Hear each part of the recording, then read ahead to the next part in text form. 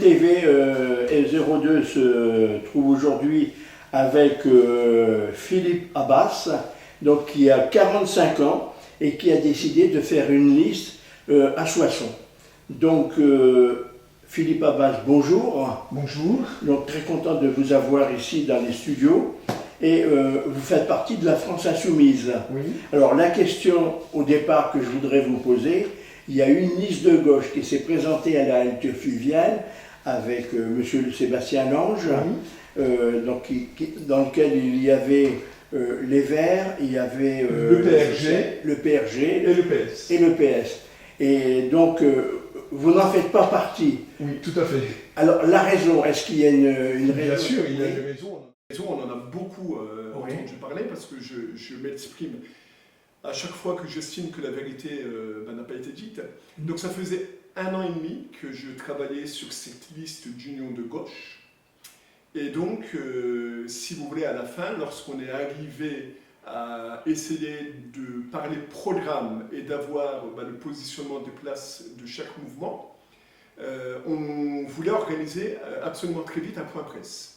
Ce dont j'ai demandé un report en disant qu'on parle d'abord programme, voire, bien sûr, on parle programme, idée commune et le positionnement de chacun. D'accord. Quand j'ai demandé le report de cette réunion, j'ai obtenu donc une nouvelle date où on s'est revus, c'est-à-dire les 4 mouvements et nous, donc mon bureau, on était 3 membres de la France Insoumise. Oui.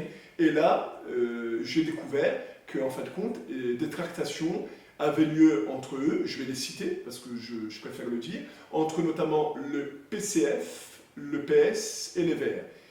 J'ai proposé, je n'ai jamais voulu la première place. Je l'ai dit à la presse et je vous le redis devant vous.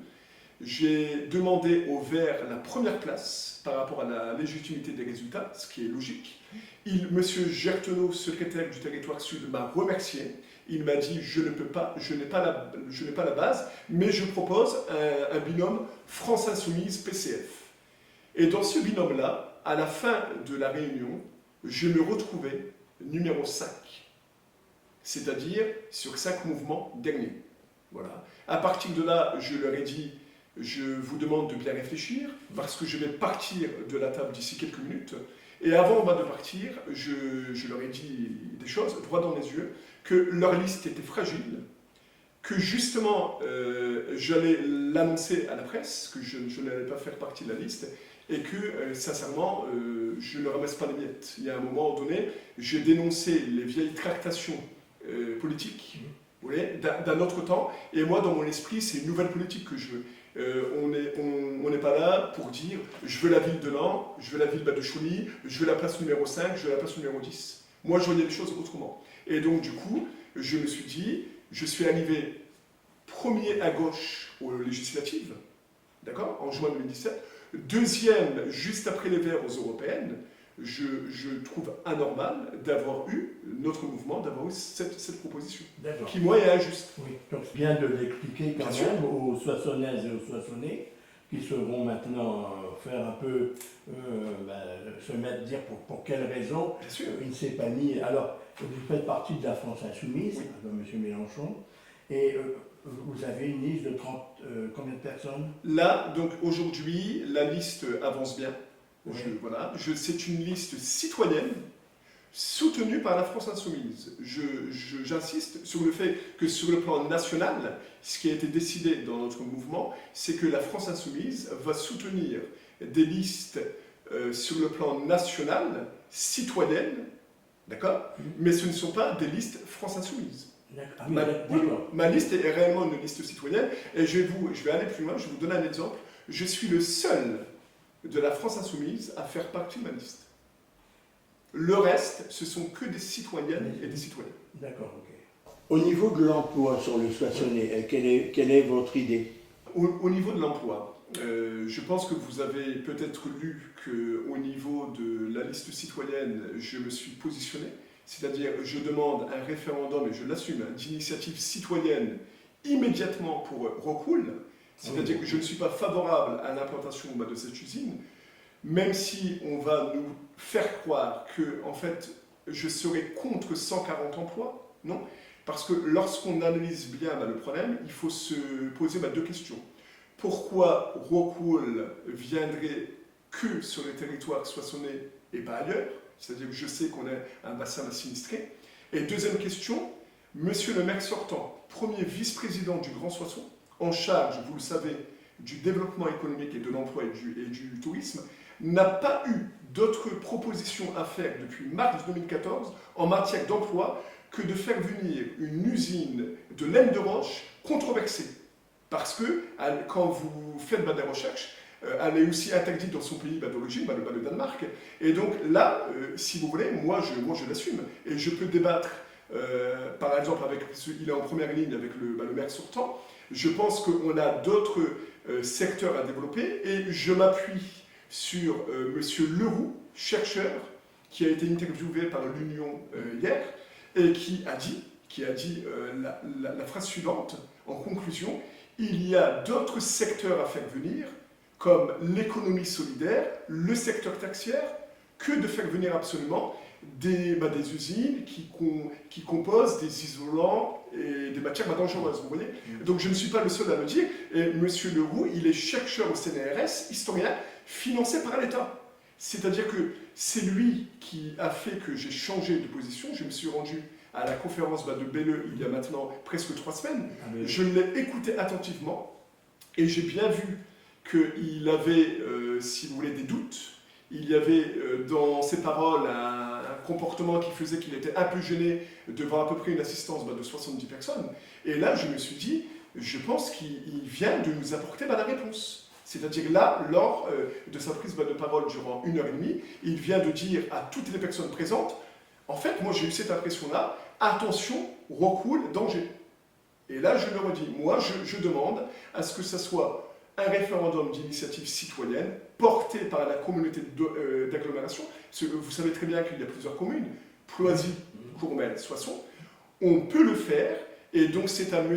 Crémont de s'expliquer, par exemple, il y a 2 ans, on devait faire venir une entreprise, vous l'avez peut-être appris, de 350 salariés. On ne sait pas ce qui s'est passé, cette entreprise n'est jamais venue. Voilà. Et donc c'est à lui de nous dire qu'est-ce qu'il a réellement fait pour l'emploi depuis mars 2014. Moi j'ai la réponse, pas grand-chose. Qui intéresse également ce problème du plateau, c'est la RN2. Un chantier énorme qui dure depuis longtemps. Très longtemps. C'est ce qui fait qu'aujourd'hui, parce que j'apprécie parce que vous rebondissez entre la RN2 et l'emploi. Et effectivement, on a besoin que notre ville, notre territoire soit bien desservi. Et aujourd'hui, je suis désolé, ce n'est pas le cas. La gare, les difficultés de circulation, enfin, vous voyez, on n'est pas pour une ville, deuxième ville du département, aussi proche du Grand Paris, parce qu'on n'en est pas loin finalement. Hein. Quand je parle de la couronne parisienne, je me dis qu'il faut... Bien sûr, mais on n'est pas tout seul, il y a la région, c'est un chantier colossal, on en parle depuis des années, c'est-à-dire que c'est pas que au niveau local, il faut dire les choses. Quand on peut faire avancer les choses uniquement sur le plan local, oui, mais là on a besoin de l'État, d'un soutien financier important de l'État, on a besoin de la région, vous voyez, de la région de France. Et ça ne se fera que lorsque tous les partenaires et les financeurs autour de la table, on sera prêt à ramener l'argent nécessaire. Mais moi je le dis, vous avez absolument raison, ce territoire doit être de nouveau dynamique, desservi de manière, on va dire, digne d'une ville de 29 000 habitants, 62 000 habitants au niveau de l'aire urbaine. C'est pas normal. Enfin, la gare, franchement, la gare, c'est la catastrophe. Ah oui, Laon, Soissons, Villers-Cotterêts, Paris, c'est vrai que c'est... Voilà. D'autres villes ont pris, si vous voulez, on fait en sorte que la gare soit réaménagée, soit mise en valeur, et c'est important. Et aujourd'hui, c'est vrai qu'on a beau se battre pour faire venir de l'emploi, il n'empêche que quand les entreprises viennent s'installer, elles regardent quoi? Voilà, elles regardent quels sont les moyens de circulation. Voilà, quels sont les moyens de circulation, tout à fait. Ok, d'accord. Alors, on va parler maintenant de Soissons même, le cœur de ville, qui est très cher à Monsieur Crémont, Oui. votre manière de voir le centre-ville? Très cher pour les Soissonnais. Voilà, je vous le dis. Vous dites très cher aux yeux de M. Crémont. Moi, je dis très cher aux yeux des Soissonnais. Soissons, c'est pas que le cœur de ville. Moi, je fais une liste citoyenne. Je me bats, je vais vous dire quoi. Pour les quartiers dits prioritaires, c'est-à-dire qu'il y en a 3 à Soissons. Il y a Chevreux, Saint-Crépin-Ouest et Presles. Ces quartiers-là, dans ces quartiers-là, je vais vous donner une information, mais que vous avez certainement. Chevreux fait partie des 5 quartiers les plus pauvres de France. Donc moi, aujourd'hui, je pense que moi, en tant que candidat, le maire sortant aussi, il devrait faire comme moi. Non, je ne peux pas me réjouir, si vous voulez, par exemple, de la politique qu'il a mis en place, parce que Chevreux, c'est à peu près 80% de personnes qui touchent ce qu'on appelle le RSA. Oui. Voilà. C'est plus de 71% de population qui est considérée sur un quartier de 1120 habitants comme très pauvre. Pas pauvre, hein, très pauvre. Et Presles, c'est 85%, donc à peu près, de personnes qui touchent aussi des prestations, et la moitié sur un quartier de 5500 habitants. Il y en a 2000 qui n'ont pas d'emploi. Donc, si vous voulez, et Saint-Crépin-Ouest, c'est-à-dire l'autre côté de Saint-Crépin, il y a un moment donné, si vous voulez, je suis d'accord avec vous, le cœur de ville. Mais le cœur de ville, stop. Parce que quand on est candidat au municipal, on s'engage à être le maire de tous. Et moi, je pense que M. Crémont, c'est-à-dire son équipe, n'a pas été, durant ces 6 dernières années, le maire de tous les Soissonnais. Il y a eu des quartiers qui ont été délaissés. Voilà. Je préfère le dire. Je le dis comme ça parce que j'ai toujours dit les choses telles que je le pensais. Je vais pas tourner autour du pot. Voilà. Donc moi, c'est ma liste citoyenne avec un programme, beaucoup de mesures, je vais vous dire, centrées et ciblées sur les plus fragiles, les classes populaires et défavorisées. Je veux qu'enfin, elles soient écoutées, reconnues. Et je vous invite à aller voir, en tant que journaliste, aller dans les quartiers populaires de Soissons. Et maintenant, on va arriver à la fin des 6 ans de mandat de M. Crémont, interroger la population. Vous allez voir. Interroger. Alors, oui, le chômage, il est... bien sûr. Alors, on se réjouit. Alors, moi, en matière d'emploi, j'ai des propositions. Notamment la création, si vous voulez, d'un bureau municipal de l'emploi, comme ça se fait par exemple sur la ville du Pertuis, dans le Vaucluse, ou dans la ville de Fécamp. Ce bureau municipal de l'emploi, c'est en fait comme on a beaucoup d'acteurs et que le Pôle emploi, on lui a enlevé des moyens, c'est-à-dire que je vais pas juger les conseillers, si vous voulez, et la direction du Pôle emploi. Moi, c'est d'essayer de faire en sorte de coordonner tous les acteurs, voilà, et que ce bureau municipal de l'emploi, il pourrait être par exemple à la nouvelle maison des associations, dont la première pierre c'était aujourd'hui. Voilà. C'est l'accès aux droits des demandeurs d'emploi, les aider à faire un CV, les faire accéder éventuellement à des formations. D'accord. Alors on va parler maintenant de la circulation en ville et le stationnement. Oui. Quelle est votre pensée sur ça? Je le dis très cher, c'est-à-dire que on paye, on n'arrête pas de payer, il faut être honnête. C'est-à-dire que nous, au niveau de la liste citoyenne, c'est des zones bleues partout en cœur de ville.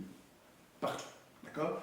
C'est-à-dire qu'aujourd'hui, si je ne me trompe pas, si on dépasse les 2 heures, tout de suite c'est 22 €. Oui. On vous répond, voilà, mais non, voilà, si on a dépassé, oui, ça m'arrive. Je suis content, j'ai réussi à trouver une place, je suis en zone bleue, j'ai été faire mes courses, et là, je rencontre des amis, je discute, on boit un café, l'heure passe, je retourne dans la voiture, et 2h01, donc je paye 22 €. C'est bien ça? C'est bien? Quand je vous dis, c'est un cœur de ville très cher aux yeux de M. Crémont, et moi je dis c'est un cœur de ville trop cher pour les Soissonnais. Donc voilà, c'est vraiment étendre les zones bleues partout dans le cœur de ville. Actuellement, il y a 2 endroits, donc c'est au niveau de l'hôtel de ville et au niveau de la République. Là, c'est vraiment de l'élargir et de le mettre en place pour l'ensemble. On va parler maintenant de la sécurité, la sécurité sur Soissons. Donc un point, on a vu justement pour la maison des associations, il est prévu d'y mettre la vidéosurveillance votre avis sur ce... Alors, notre position, c'est de limiter la vidéosurveillance. C'est-à-dire que ce qui a été mis en place, on le laisse, on le maintient, mais on ne va pas faire plus. Moi, je vois, si vous voulez, je vois une police municipale de proximité, une police nationale de proximité, d'accord ? C'est vraiment, par exemple, dans mon projet, au niveau sécurité, c'est limitation de la vidéosurveillance et de créer une cellule de médiateurs de rue. C'est-à-dire qu'on n'est pas obligé, si vous voulez, on peut résoudre les problèmes autrement par des gens formés, des éducateurs, lorsqu'il y a par exemple des troubles du voisinage. Donc, autrefois, on avait des médiateurs de rue dans les quartiers dits populaires, on les a retirés et nous, on va les remettre. Voilà, vous voyez? Donc, c'est limiter la vidéosurveillance, se battre contre l'État pour maintenir les effectifs de la police nationale, voilà. En tant qu'élu, c'est de maintenir les effectifs de la police municipale si on estime qu'on a vraiment l'effectif, on va dire, suffisant pour une ville de notre taille, d'accord? Et c'est après renforcer le lien et tisser le lien social entre les habitants. Mais je ne pense pas que la solution soit de mettre 70 caméras, 80, 90, 100. Vous voyez ? Un point qui est très important, c'est l'hôpital. Oui. Et que je peux dire que je suis, parmi les 5 candidats, celui qui le connaît le mieux. C'est-à-dire moi. Oui. J'y travaille depuis 20 ans. Je suis représentant du personnel depuis 2009. Et je siège au conseil de surveillance de l'hôpital, la plus haute instance décisionnelle, depuis 2012. Donc j'ai assisté à toutes les discussions avec le président du conseil de surveillance, les discussions avec la direction, avec l'ancienne direction. Donc voilà, c'est vraiment un domaine que je connais bien. Alors on a eu, suite à ce fameux défilé dans Soissons, où vous avez été reçu à la mairie. J'ai encore vu dans la presse... Reçu difficilement. Oui, difficilement. J'ai vu dans la presse, aujourd'hui, il y a encore un déficit de je ne sais plus combien de millions. 7 millions 1. 7 millions 1, avec un député En Marche qui se réjouit, il l'a annoncé jeudi sur sa page Facebook, au vœu de l'hôpital auquel j'ai assisté.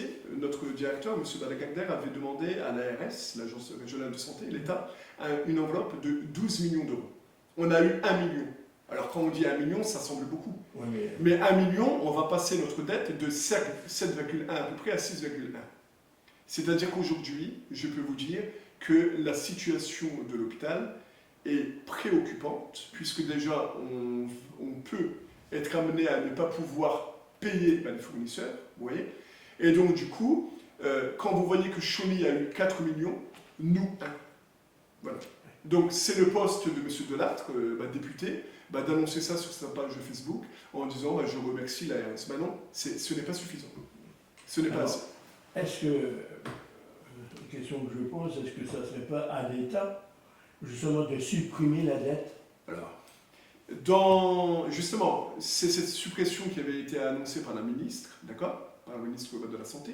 Ce qu'on propose, nous, dans le programme, c'est de refuser tout nouveau plan de retour à l'équilibre et de demander expressément, c'est-à-dire que c'est le président du conseil de surveillance qui a cette compétence, donc M. Crémont l'a depuis qu'il a été élu, en avril 2014. Ça dit qu'il n'y aurait pas de deuxième plan. Oui, mais il peut demander, en tant que président du conseil de surveillance, ce qu'on appelle, monsieur, une enveloppe exceptionnelle financière.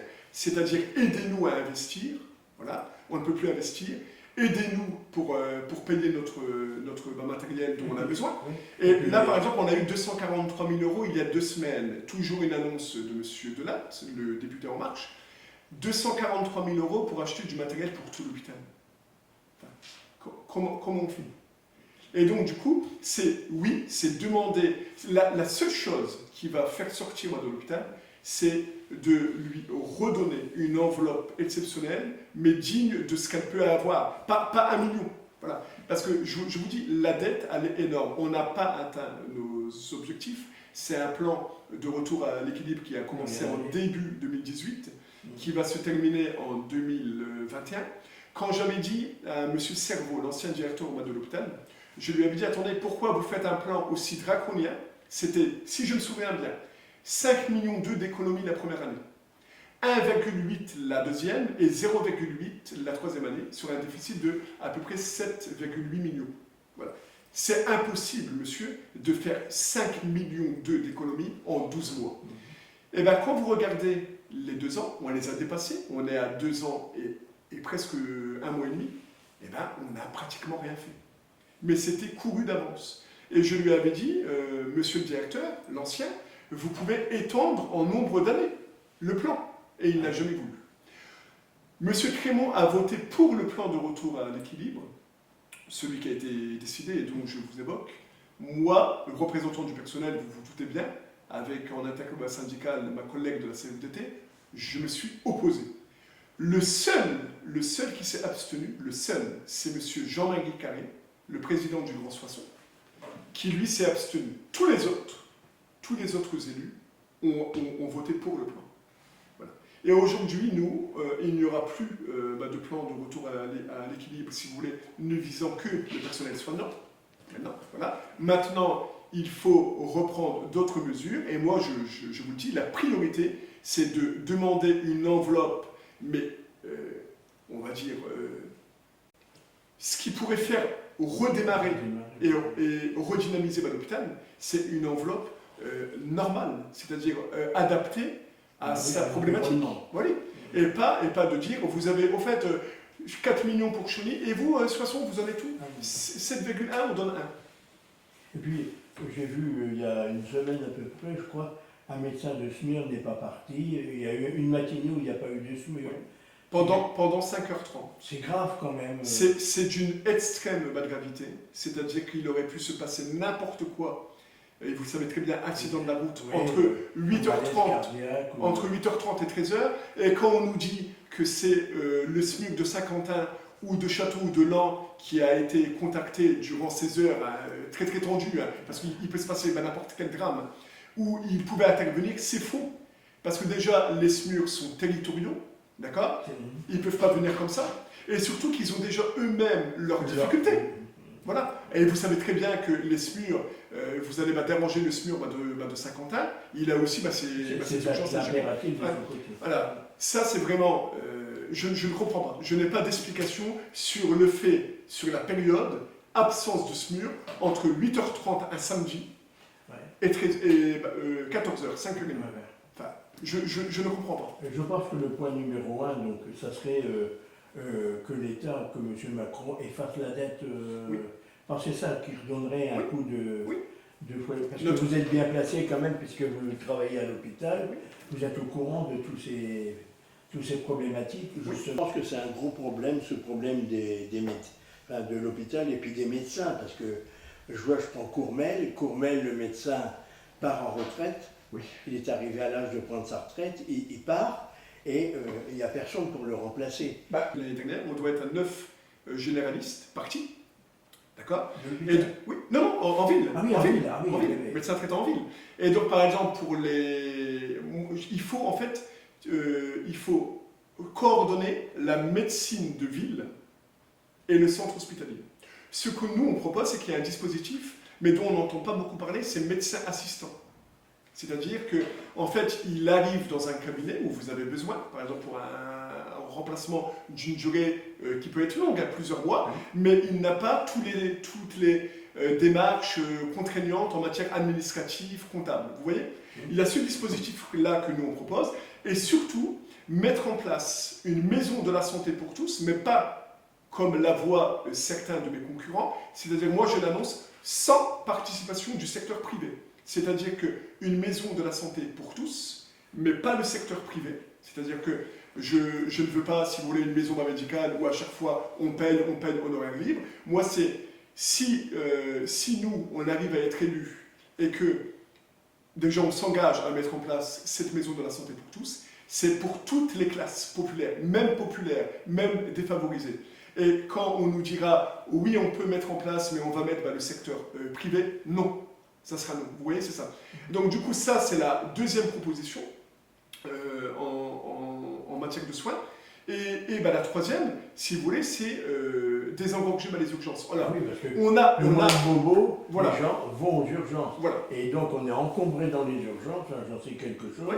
Je Tout à fait. C'est horrible. Donc du coup, désengorger les urgences. Je ne pense pas que la maison médicale, vous savez qu'on a une maison médicale, Oui, sur le côté. voilà, sur le côté, qui est de 16h à minuit. Mais malheureusement, quand vous avez quelqu'un qui vient, donc bénéficiaire de la CMU, qui arrive avec les majorations de dimanche, est-ce que souvent ils ont un chèque à donner de plus de 60 €, par exemple pour leur enfant qui a de la fièvre. Donc forcément, moi je dis que l'hôpital, alors il faut le désengorger, mais il faut laisser à l'hôpital cette humanité, voilà, et cette place. Et vous savez que le nom des hôpitaux avant c'était, on disait ancien hospice. Oui. Voilà, vous vous rappelez, Oui. voilà. Et aujourd'hui, c'est que si ces gens en souffrance viennent aux urgences, c'est que moi je pense que oui, il y a de la bobologie, mais parfois c'est justifié. Ouais. Et donc quand c'est justifié, c'est à nous, lorsqu'on est élu, avec une maison de la santé, c'est pas que la ville, hein. Vous demandez des subventions à l'ARS, à la région, ainsi de suite. Voilà. Et ça, si vous voulez, donc ça c'est un élément aussi important. Et surtout, en matière, je vais juste, permettez-moi de juste dire un mot sur la personne âgée. On n'a pas d'unité Alzheimer publique dans la ville de Soissons. Moi, je dis que je pense qu'il faut mettre un terme et freiner les EHPAD privés qui sont trop chers et non adaptés aux besoins de la population. Et nous, dans les propositions que j'ai au niveau de la liste citoyenne, c'est de tout faire pour soutenir financièrement la construction d'une unité Alzheimer publique dans la ville de Soissons. Alors vous allez dire, mais c'est bizarre, il insiste à chaque fois sur le mot public. C'est parce que j'y tiens et je connais très bien le fonctionnement. À partir du moment où vous mettez un peu de privé, c'est le début des ennuis. Oui, dans n'importe quel projet en matière de la santé. C'est pour ça que j'insiste bien que, si vous voulez, moi, la maison de la santé pour tous, je la vois un peu comme un dispensaire. Voilà. Je la vois. Et cette maison de la santé pour tous, et je vais vous dire où je la vois.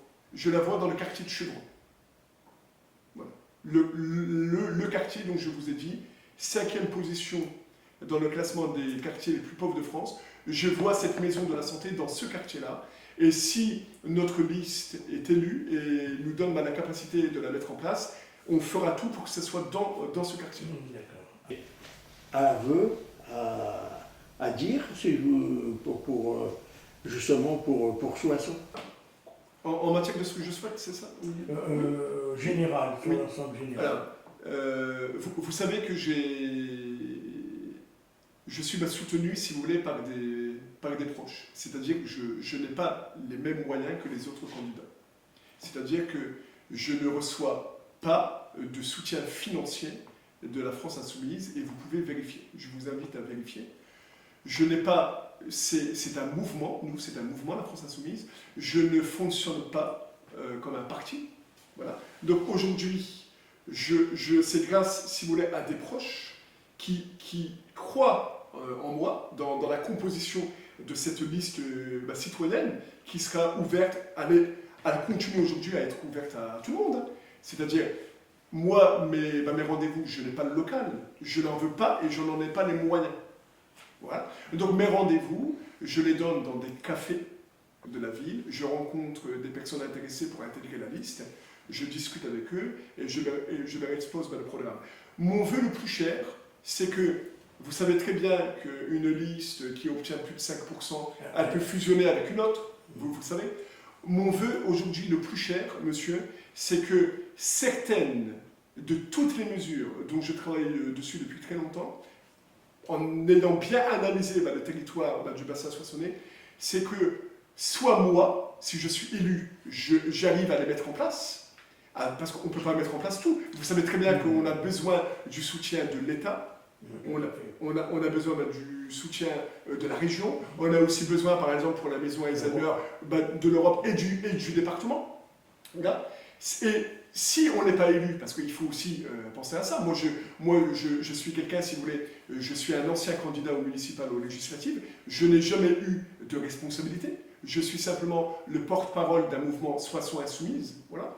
Et ce que je dis, c'est que si, en étant candidat aujourd'hui, d'accord, j'arrive à faire en sorte que des mesures concrètes puissent être mises en place pour les plus fragiles, j'en serai très fier et les membres de ma liste comme moi. D'accord. Alors, votre information, vous la faites passer comment? Internet, papier? Alors, c'est beaucoup, et je vous remercie, parce que vous m'avez invité, c'est beaucoup donc la presse papier, voilà, c'est-à-dire la presse écrite, hein, locale, dont je remercie l'Union, l'Axonnet, vous. Récemment, France 3, qui a fait un reportage, voilà, qui a fait un article. Donc, j'essaie, si vous voulez, d'être présent partout. Il y a donc, là, je reçois une invitation des Papillons Blancs, de l'APUI, qui me demande si j'accepterais de venir à un atelier. Vous savez que le droit de vote pour les personnes sous tutelle a été réformé. Ils peuvent voter maintenant. D'accord? Et donc, j'ai répondu avec plaisir. Je me rendrai à cette invitation. Partout où je pourrai, si vous voulez, aller, où on me donnera la parole, j'irai. D'accord. Oui. Mais je pense qu'il était tout à fait logique de vous inviter, parce que j'estime que vous avez un droit de parole, comme tous les autres. On est en démocratie, Oui. Et je pense que c'est ça qui est... Mais c'est important, nous aussi, de vous remercier, vous en tant que journaliste et nous en tant que candidats, de nous laisser Ah ben bon, vous exprimer, et Bien sûr. je pense que les Soissonnaises et les Soissonnais seront heureux de vous entendre sur YouTube. Et donc moi, je n'ai plus de questions à vous poser. Je vous remercie infiniment d'être venu. Merci à vous. Vous exprimer. Et puis, on pourra peut-être se rencontrer Tout à fait. après les élections. Après les élections ou avant, si Ouais. peut-être lors d'une manifestation. Merci à vous. Merci Philippe Abbas. Merci.